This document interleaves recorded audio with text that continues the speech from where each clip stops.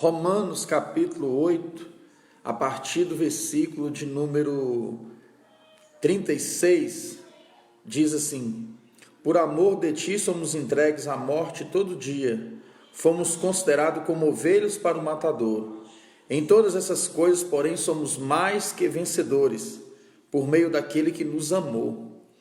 Porque estou bem certo que nem a morte, nem a vida, nem os anjos, nem principado, nem as outras coisas do presente, nem do porvir, nem dos poderes, nem a altura, nem a profundidade, em qualquer outra criatura poderá nos separar do amor de Deus que está em Cristo Jesus, nosso Senhor. Nada poderá nos separar do amor de Deus. A única expressão na Bíblia usada em termos de relacionamento e amor está aqui, em Romanos capítulo 8. Nós sabemos que vivemos em uma cultura em que queremos ser vencedores. Seremos vencedores na escola, seremos vencedores no casamento, seremos vencedores numa formação profissional, seremos vencedores em quê? Nós estamos sempre em busca de um triunfalismo, de um desejo que está sempre nos levando a ter sucesso. Nós não nascemos e não nos desenvolvemos com o pensamento de que seremos um fracasso, a menos que já temos uma baixa estima, talvez por um complexo familiar, talvez por uma humilhação, talvez por nascermos numa pobreza muito radical, e aí nós não temos nem capacidade de sonhar, nem capacidade de pensar no futuro, ou, no entanto, de achar que temos condições de querermos ser vencedores. Mas eu gostaria de brevemente deixar essa mensagem de Deus para o seu coração. Brevemente deixar uma palavra de Deus que lhe leve a não ser um vencedor, mas a levá-lo a ser mais do que vencedor. Eu estou por certo que nem a altura, nem a profundidade, segundo a palavra de Deus, poderá nos separar do amor de Deus. Então, diante de uma vida inteira que às vezes você não consegue vencer, que você não consegue crescer, a Bíblia nos convida a não sermos vencedores, a Bíblia nos coloca a sermos mais do que vencedores. Por que essa expressão mais do que vencedor? É porque vencedor é a capacidade que eu, homem, ser humano, carnal, finito, pequeno, luto para desenvolver e luto para querer obter uma vitória em determinada área da minha vida. Mas nem sempre as vitórias que nós obtemos, nem sempre a conquista que nós realizamos, de fato, é o que nos faz ser vencedor. Muitas vezes nós corremos atrás de muitas coisas para que outros ou outras pessoas venham nos aplaudir. Às vezes nós queremos ser vencedor simplesmente porque nós vimos alguém da nossa família, os nossos pares, ou alguém que nós conhecemos, vizinhos, cunhados, noras, sogras, não sei, colegas de trabalho, colegas da infância, que às vezes conseguiu uma carreira melhor do que a nossa, que às vezes tem um carro que a gente não tem, talvez tem uma casa que aparentemente demonstra ser até melhor do que a nossa, e assim nós vamos tendo na nossa mentalidade carnal e humana o desejo de ser vencedor. Mas o Evangelho de Jesus Cristo nos remete a uma condição muito mais profunda, muito mais além do que ser simplesmente um vencedor neste mundo. Quantas pessoas que venceram, talvez na carreira política, e que hoje estão sendo caçados, vítimas de corrupção, ou talvez até presas. Quantas pessoas foram vencedoras na área do esporte, mas jogaram tudo fora, e hoje não tem nada, e vivem de drogas, de bebida, de prostituição, jogados, esquecidos no anonimato. O que adianta o homem ganhar o mundo inteiro e a sua alma se perder? O que adianta o homem valorizar os bens da terra e não conseguir valorizar o bem maior, que é a sua casa e primeiramente a Deus? Assim, em Romanos capítulo 8, Paulo vai dizer aqui que nós somos mais superiores a vencer. Por quê? Porque quando Deus nos convida a uma batalha, Ele quer triunfar, que nos conhece. Esse Deus que conhece o nosso coração, esse Deus que conhece as nossas necessidades, que está acima de nós, é um Deus presente, é um Deus onisciente, é um Deus justo, que quer cuidar de você e quer cuidar de mim. Por isso, a cada dia ande no caminho do conselho de Deus, o conselho do Evangelho. O Evangelho de Jesus Cristo nos convida todos os dias a fazer-nos vencedores, por meio daquele que morreu por nós, por meio daquele que nos dá esperança no dia da amargura, nos dias maus. Por isso não se amedrontem, por isso não tenha medo, por isso não seja tímido. Acredite que a vitória não é a capacidade humana, mas a vitória é uma capacidade divina. E só através de Jesus Cristo nós somos mais do que vencedores. Então não olhe o cenário em sua volta e comece a se perguntar, não olhe a situação do mundo e comece não a se lamentar. Porque quando você se torna vencedor, é quando nós entregamos a nossa vida ao Cristo ressurreto. É quando confessamos os nossos pecados a Ele. É quando reconhecemos que Deus é que é maior do que todas as coisas e que Ele não vai abandonar qualquer um de nós. Quando Ele diz somos mais do que vencedores, Ele fala, não é a fome, não é a espada, não é a nudez. A fome é uma necessidade muito intensa e necessária e essencial para o ser humano. Mas quando as pessoas não têm mais o que comer, não têm como se alimentar, nós vemos o índice do país, do mundo de mortalidade, de pessoas que morrem nesse instante porque não tem uma comida, porque não tem um alimento, porque não tem uma condição tão simples para sobreviver e viver. Mesmo assim, Deus diz na sua palavra que quando conhecemos a Jesus, não é a fome que vai lhe separar do amor de Deus.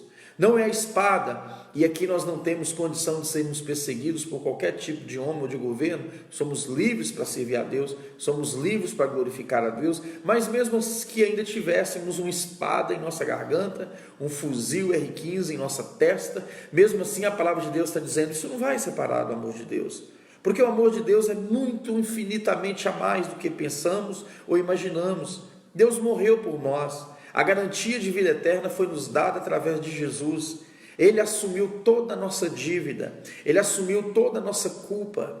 Um dia nós estávamos distante da cruz, distante de Deus, no mundo vazio. Hoje a sociedade continua vazia, continua longe de Deus. Mas Jesus Cristo, Ele veio por você.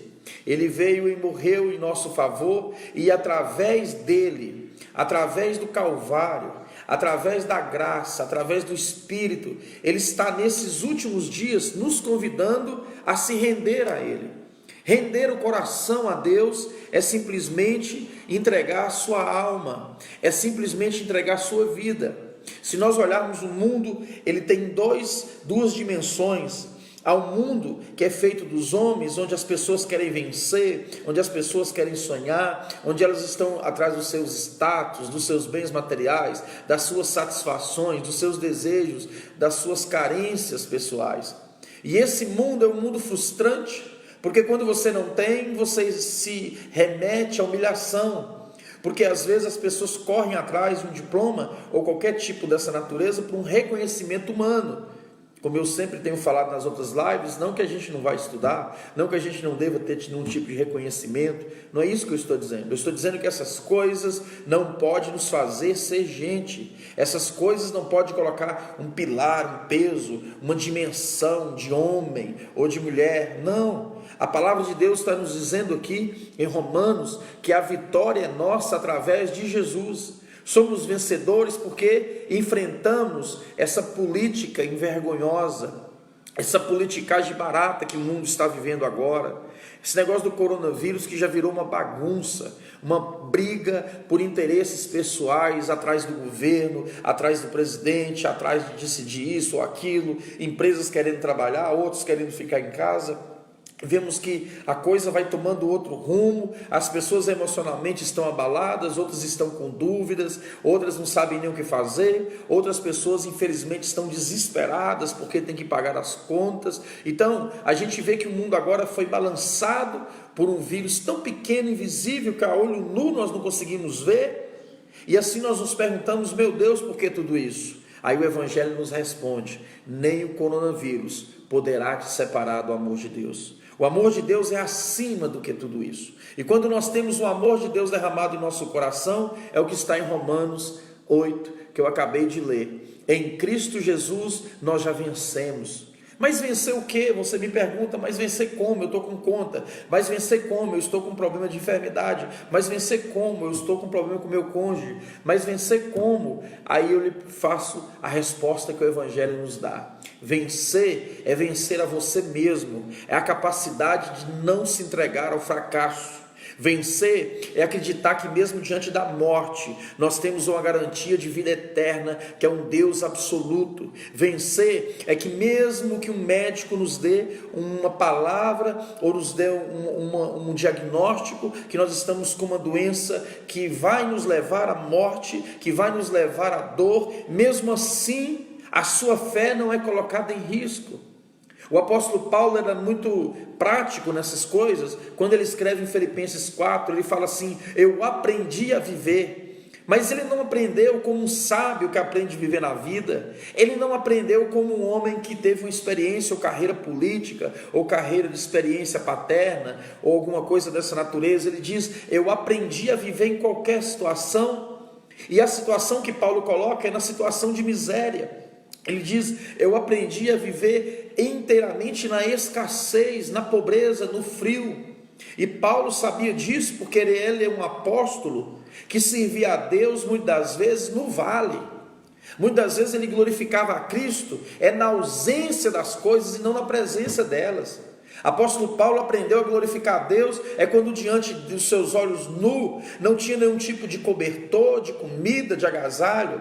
Era quando ele foi levado e apanhado, e foi humilhado, e foi desrespeitado, e foi exposto aos homens. Mas no entanto, apóstolo Paulo não fazia do seu relacionamento com Deus uma lei que nos traz méritos ou vitórias baseadas nas coisas em nossa volta. Ele sabia que para glorificar a Deus, não é porque eu dei um livramento de morte para ele, não é porque agora ele tem uma casa, um carro, mesmo porque Paulo não tinha isso, mas ele glorificava a Deus dizendo: eu tudo posso naquele que me fortalece. É porque ele soube que o maior exemplo de fé só é possível ao homem na ausência das coisas.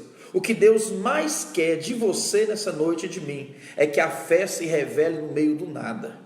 É quando nada está possível aos nossos olhos, é quando tudo está contraditório aos nossos sonhos, é quando os obstáculos estão na nossa frente, é quando as coisas crescem involuntariamente de uma forma tão grande que a gente não consegue resolução delas. Aí a sua fé deve ser colocada. Por isso que ele disse: eu aprendi a viver em qualquer situação. Eu sei ter com abundância e sei ter na escassez, porque o amor de Deus foi derramado no coração de Paulo. Tem pessoas que querem relacionar com Deus só na hora da abundância. Tem pessoas que querem Deus só para a prosperidade. Tem pessoas que querem Deus para usá-lo, como é nos Estados Unidos, que foi feita uma matéria de uma grande instituição famosa em Harvard e outras, em relação à fé, em relação às prioridades de vida secular, e Deus foi colocado por último. Porque muitas vezes Deus é colocado, como um pastor americano bem feliz falou, John Piper, muitas vezes a nossa fé é colocada simplesmente como um pneu de um estepe de um carro. Um pneu você tem no seu carro, quem tem veículo, quando fura o pneu você vai lá e troca. Agora, a gente ora e torce para que não precisa trocar, a gente quer andar sempre sem parar para trocar, é igual um paraquedas, a gente quer usar, mas é só na hora que precisa. Deus se tornou, infelizmente, para muitos, uma mercadoria de escape. Deus hoje tem sido lembrado porque chegou um coronavírus nas casas de vocês. Deus hoje tem sido pedido de orações porque as coisas estão feias em relação ao lado financeiro. Deus hoje tem sido buscado pelas lives, por algumas pessoas: eu estou com saudade de igreja, eu estou com saudade de Deus, é porque tudo está ruim na vida dela. Mas para aqueles que estão em Cristo Jesus, não importa a tribulação, não importa a angústia, ainda que com abundância ou com escassez, eu tenho que manter essa união com Cristo. Que Deus abençoe sua vida, que a cada dia você venha meditar nessa breve devocional que nessa noite eu senti de Deus passar para você. Não importa nem a espada, nem a morte, nem a altura, nem a profundidade, nada poderá nos separar do amor de Deus que está em Cristo Jesus. Jesus te ama independente de qualquer coisa. Não importa as condições que você viva, que você está atravessando. O amor de Deus, ele transcende tudo isso. Ele sobe acima de tudo e ele vai ao teu coração dizendo: eu te amo, eu quero perdoar os seus pecados. Deus abençoe sua vida, Deus abençoe sua família, Deus abençoe sua casa. Vou fazer uma oração por você. Pai querido, nós oramos agora por todos que estão agora aqui, ó Pai, ao vivo nos ouvindo, e também aqueles que um dia ou que porventura ouvirão essa mensagem. O amor do Senhor é acima de qualquer coisa sobre nós, que não importa qualquer situação que passemos, nós sabemos que o amor do Senhor foi em Cristo Jesus e por isso somos mais do que vitoriosos. Meu Deus, que o teu povo acorde, que o teu povo vença a ansiedade, a ociosidade e que possa servir para te adorar. E a paz do Senhor repousa sobre o nosso coração, agora e sempre. Amém. Deus abençoe sua vida. Compartilhe, por favor, essa mensagem com alguém do seu lado. Compartilhe aí mesmo no seu Facebook, ou talvez na sua própria página. E que Deus abençoe ricamente sua noite. Em nome de Jesus. Muito obrigado.